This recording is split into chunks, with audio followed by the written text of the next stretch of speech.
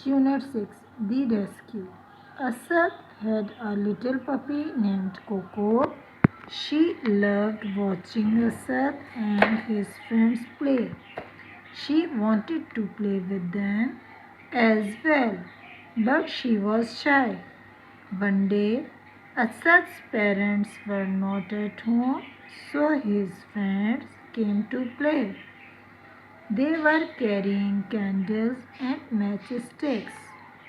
Coco sensed danger and barked at them. The children did not notice her.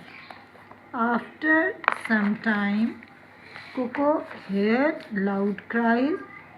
She looked up worriedly and saw Asad's house on fire.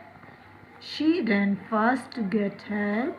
Around the corner of the street, she saw some firefighters and barked at them. The firefighters understood that the puppy was trying to tell them of some danger, so they followed Coco. When they reached Asad's house, they took out their water pipes and opened the taps. In a little time, the fire was under control. The firefighters told Asad about how Coco brought them there.